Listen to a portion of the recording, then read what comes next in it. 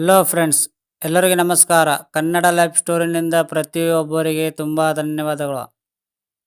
ಸಂಗಾತಿಯ ಈ ನಡವಳಿಕೆಗಳು ವಿಚ್ಛೇದನಕ್ಕೆ ಕಾರಣವಾಗಬಹುದು. ದಾಂಪತ್ಯದಲ್ಲಿ ಜಗಳವಾದರೆ ವಿಚ್ಛೇದನ ಪರಿಹಾರವಲ್ಲ. ಕುಳಿತು ಮಾತನಾಡಿದರೆ ಸಮಸ್ಯೆ ಬಗೆಹರಿಸಿಕೊಳ್ಳಬಹುದು. ಎಲ್ಲವೂ ಸರಿಯಾಗಿದ್ದರೆ ಬದುಕು ಸುಂದರ. ದಾಂಪತ್ಯದಲ್ಲಿ ಒಂದು ಸಣ್ಣ ತಪ್ಪು ಕೂಡ ಸಂಬಂಧದಲ್ಲಿ ಕಂದಕ ಏರ್ಪಡುವಂತೆ ಮಾಡಬಹುದು. ಹೊಂದಾಣಿಕೆ ಮುಖ್ಯವಾಗಿದ್ದರೂ ಕೆಲವೊಮ್ಮೆ ಸಣ್ಣ ವಿಚಾರಗಳು ಬದುಕಿನ ಹಾದಿ ತಪ್ಪಿಸಿಬಿಡುತ್ತದೆ. ಡಿವೋರ್ಸ್ ಯಾಕಾಯಿತು ಎಂದು ಕೇಳಿದ್ದರೆ ಸಿಲ್ಲಿ ಕಾರಣಗಳನ್ನು ಎದ್ದು ಕಾಣುತ್ತವೆ. ಬದುಕಿನ ಅರ್ಧಕ್ಕಿಂತ ಹೆಚ್ಚಿನ ಭಾಗ ಸಂಗಾತಿಯೊಂದಿಗೆ ಕಳೆಯಬೇಕು.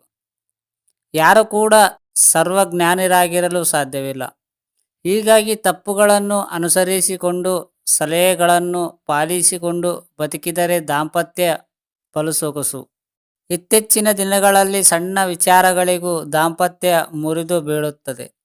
ಒಂದು ಬಾರಿ ಕುಳಿತು ಮಾತನಾಡಿ ಎಲ್ಲಿ ಸಂಬಂಧದಲ್ಲಿ ಏರ್ಪೇರಾಗುತ್ತದೆ ಎನ್ನುವುದನ್ನು ಪರಾಮರ್ಶೆ ಮಾಡಿಕೊಂಡರೆ ಬಂಧ ಗಟ್ಟಿಯಾಗಿಸಿಕೊಳ್ಳಬಹುದು. ಆದರೆ ನೆನಪಿಡಿ, ಸಿಲ್ಲಿ ಮ್ಯಾಟರ್ ಎಂದುಕೊಂಡ ವಿಷಯಗಳೇ ದೊಡ್ಡ ಅಪಘಾತ ಕಾರಣವಾಗಬಹುದು. ಯಾವೆಲ್ಲ ವಿಚಾರಗಳು ದಾಂಪತ್ಯ ಮುರಿದು ಬೀಳಲು ಕಾರಣವಾಗುತ್ತದೆ ಎನ್ನುವುದನ್ನು ತಿಳಿದುಕೊಳ್ಳಿ. ಆಗ ಅಂತಹ ವಿಷಯಗಳ ಬಗ್ಗೆ ನಿಗಾವಹಿಸಿ ಯಶಸ್ವಿ ಬದುಕನ್ನು ಕಟ್ಟಿಕೊಳ್ಳಬಹುದು. ಇಲ್ಲಿದೆ ನೋಡಿ, ಸಂಬಂಧದಲ್ಲಿ ತಪ್ಪು ತಿಳುವಳಿಕೆ ಉಂಟು ಮಾಡಿದ ಬಂಧ ಹಾಳು ಮಾಡುವ ಕೆಲವು ಸಂಗತಿಗಳು. ಈ ವಿಚಾರಗಳನ್ನು ಸಂಗಾತಿ ಮತ್ತು ನಿಮ್ಮ ನಡುವೆ ಬರದೇ ಇರುವುದೇ ಒಳಿತು. ಡಿಪೆಂಡ್ ಆಗುವುದು. ಪ್ರತಿ ವ್ಯಕ್ತಿಗೂ ಸ್ವಾತಂತ್ರ್ಯವಿರುತ್ತದೆ. ಪ್ರತ್ಯೇಕ ಕನಸುಗಳಿರುತ್ತವೆ. ಎಲ್ಲದಕ್ಕೂ ಸಂಗಾತಿಯೇ ಬರಬೇಕು, ಅವರೇ ಮಾಡಬೇಕು ಎಂದು ಡಿಪೆಂಡ್ ಆಗುವುದು ತಪ್ಪು. ಎಲ್ಲ ಸಂದರ್ಭಗಳಲ್ಲೂ ಸಂಗಾತಿ ನಿಮ್ಮ ಜೊತೆಯಾಗಿಯೇ ಇರಲು ಸಾಧ್ಯವಿಲ್ಲ. ಅಂತಹ ಸಂದರ್ಭಗಳನ್ನು ನಿಭಾಯಿಸಲು ಶಕ್ತರಾಗಿರಬೇಕು. ಯಾವ ಕೆಲಸಗಳನ್ನು ಅವರೇ ಮಾಡಲಿ ಎಂದು ಬಿಡುವುದು ಸರಿಯಲ್ಲ.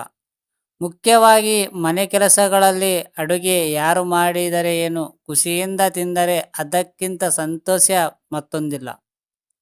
ಸಂಗಾತಿಗೆ ಡಿಪೆಂಡ್ ಆಗಿದ್ದಾಗ ಅವರ ತಾಳ್ಮೆಯ ಕಟ್ಟಿಯು ಒಡೆಯಬಹುದು.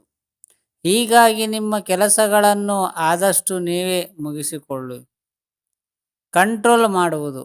ಸಂಗಾತಿಗೆ ನಿಬಂಧನೆಗಳನ್ನು ಹಾಕಿ ಎಂದಿಗೂ ಕಂಟ್ರೋಲ್ ಮಾಡಬೇಡಿ. ಒಂದು ವೇಳೆ ಆ ರೀತಿಯ ಪರಿಸ್ಥಿತಿಯಲ್ಲಿ ಅವರು ಬದುಕಿದ್ದರೆ ದಿನ ಕಳೆದಂತೆ ಬದುಕು ದುಸ್ತರವೆನಿಸಬಹುದು. ಇದು ವಿಚ್ಛೇದನಕ್ಕೆ ನಂದಿ ಹಾಡಬಹುದು. ಕೂಗಾಟ, ಕಿರುಚಾಟ, ಕೋಪ, ಮನಸ್ತಾಪ ದಿನನಿತ್ಯದ ಬದುಕಿನಲ್ಲಿ ಪರಿಪಾಠವಾಗಬಹುದು. ಆದ್ದರಿಂದ ಅವರನ್ನು ಅವರಿಷ್ಟದಂತೆ ಬದುಕಲು ಬಿಡಿ. ಅವರು ಕನಸುಗಳಿಗೆ ಉಸಿರಾಗಿ ಆಗ ನಿಮ್ಮ ಮೇಲೆ ನಂಬಿಕೆಯು ಬೆಳೆಯುತ್ತದೆ. ಕಿರಿಕಿರಿ ಮಾಡುವುದು.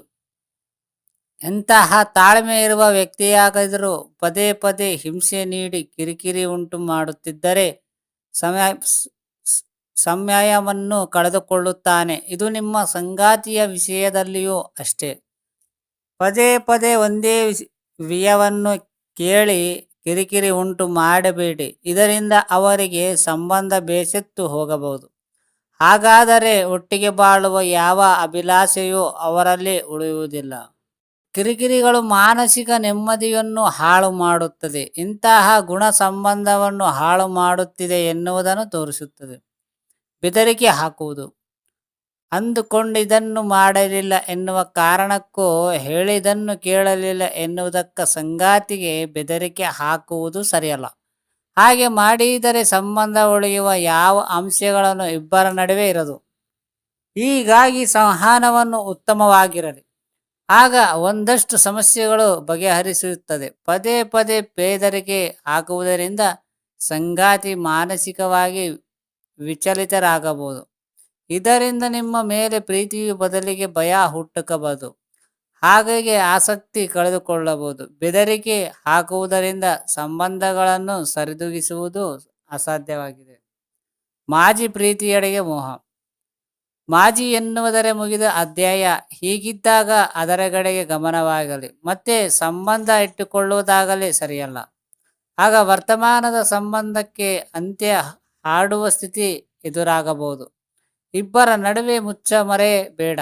ಎಲ್ಲವನ್ನು ಹೇಳಿದ ಮೇಲೆಯೂ ಮತ್ತೆ ಹಳೆಯ ಪ್ರೇಮಿಯೊಂದಿಗೆ ಸಂಬಂಧವಿರಿಸಿಕೊಂಡರೆ ವಿಚ್ಛೇದನ ಪಕ್ಕ.